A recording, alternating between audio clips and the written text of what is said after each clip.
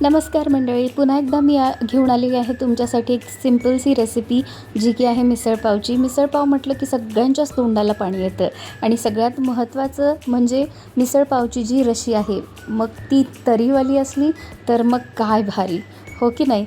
तर अशीच एक रेसिपी मी घेऊन आली आहे तुमच्यासाठी मिसळपावची। तर चला बघूयात रेसिपी, त्याची तरी आधी बनवूयात। तर यासाठी मी काय काय घेतलेलं आहे, खोबरं घेतलेलं आहे, डेसिकेटेड कोकोनट, कांदा घेतलेला आहे असा बारीक चिरून, अद्रक लसूण घेतलेला आहे, तमालपत्र, जावित्री घेतलेली आहे, 3 छोट्या विलायची घेतलेल्या आहेत। त्यानंतर मी घेतलेले आहेत मिरे, एक चक्री फूल आणि त्याच्यासोबत मी घेतलेला आहे लवंग आणि दालचिनी आणि मिरच्या। ह्या मिरच्या तिखट नाही आहेत, त्या काश्मीरी लाल मिरच्या आहेत। तर पहिल्यांदा आपल्याला मसाला जो आहे, जो खडा मसाला आहे, तो सगळा आपल्याला छान व्यवस्थित भाजून घ्यायचा आहे। त्याचा रंग चेंज होईपर्यंत आपल्याला त्याला छान भाजून घ्यायचं आहे, बघू शकता अशा प्रकारे। आणि जे जमेल तोवर तुम्ही जे मसाला भाजताय ना, तो लोखंडाच्या कढईतच भाजा, म्हणजे तो पटकन भाजला जातो, कारण त्याचं जे बूड असतं ते पातळ असतं। तर मसाला मस्त भाजून घेतला की तो आपण साईडला काढून घेऊयात। त्याच कढईमध्ये आपल्याला भाजून घ्यायच्या आहेत लाल मिरच्या। मी थोडंसं तुकडे करून करून त्याला भाजून घेतलेलं आहे, म्हणजे त्या पटकन भाजतील। त्यानंतर त्याच कढईत आपल्याला ॲड करायचं आहे कोकोनट, म्हणजे नारळ, डेसिकेटेड कोकोनट जे बारीक केलेलंच असतं, आणि त्यातच ॲड केलेला आहे मी कांदा। तर कांद्यामध्येच भाजताना कांद्यामध्ये मी सोबत त्याच्यात ॲड करणार आहे अद्रक लसूण जे आपण घेतलेलं आहे। तर कांदा छान आपल्याला कलर चेंज होईपर्यंत त्याला भाजून घ्यायचा आहे, बघू शकता अशा प्रकारे। कांदा छान थोडासा त्याचा कलर चेंज झाला की आपल्याला तोही बाजूला काढून घ्यायचा आहे, बघू शकता। आणि बाकीचे मसाले आहेत ते आपल्याला सगळे थंड करायला ठेवून द्यायचे आहेत। मसाले थंड झाले की सगळ्यात आधी आपल्याला जो खडा मसाला आणि खोबरं एवढंच आपल्याला पहिल्यांदा मिक्सरमध्ये मधून वाटून घ्यायचं आहे, कारण मग पाणी घातलं तर मग हे पटकन बारीक होत नाही।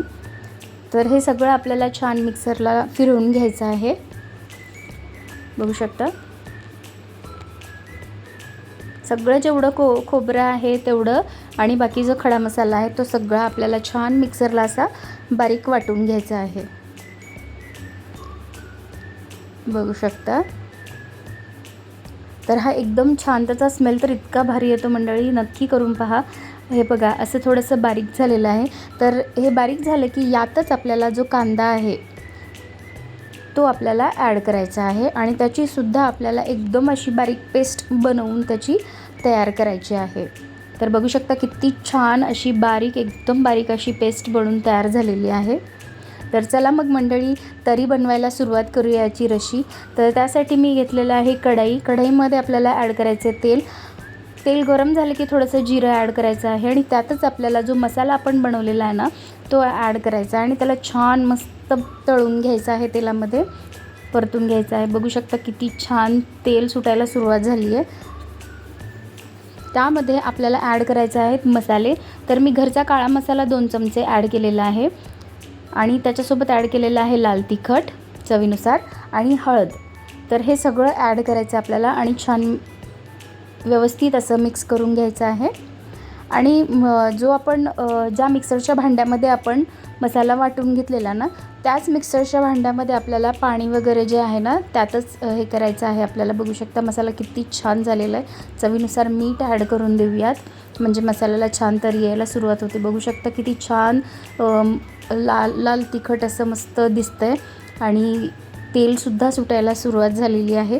तर यामध्ये आपल्याला जे मिक्सरचं भांडं आहे त्यातलंच पाणी आपल्याला ॲड करायचं आहे आणि छान व्यवस्थित ही रशी आपल्याला एकत्र मिक्स करून घ्यायची आहे।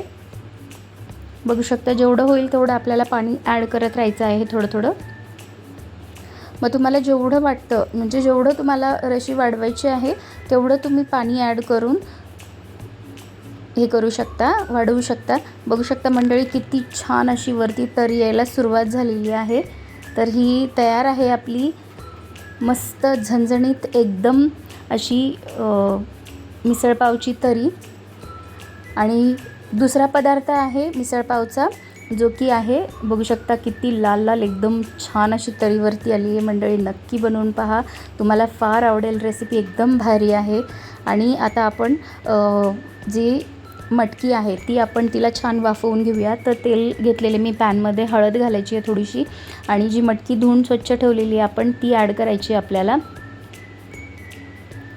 बघू शकता अशा प्रकारे आणि तिलासुद्धा छान परतून घ्यायचं आहे. आणि मटकीला जसं आपण पॅनमध्ये ॲड केलं ना थोडंसं पाणी सुटतं, तर पाणी हे करायचं आहे आपल्याला, आटून घ्यायचं आहे. थोडं चवीनुसार मीठ ॲड करायचं आहे आणि छान झाकण न ठेवताच आपल्याला ही जी मटकी आहे वाफवून घ्यायची आहे. आणि मटकी फार लवकर वाफल्या जाते, तिला जास्त वाफवायची गरज पडत नाही मंडळी. तर बघू शकता पूर्ण पाणी सुकलेलं आहे आता. तर हे बाजूला ठेवूयात आणि घेऊयात मिसळपाव बनवायला. तर बघू शकता किती छान झालेले आहे आता मंडळी. मस्त थंडगार ताकासोबत मिसळपावचा आस्वाद घ्या. आणि मी जी रेसिपी सांगितली आहे अशा प्रकारे तुम्ही नक्की रेसिपी बनवून तयार करा आणि मला कमेंटमध्ये सांगा तुम्हाला ही रेसिपी कशी वाटली. तर भेटूयात पुढच्या रेसिपीमध्ये.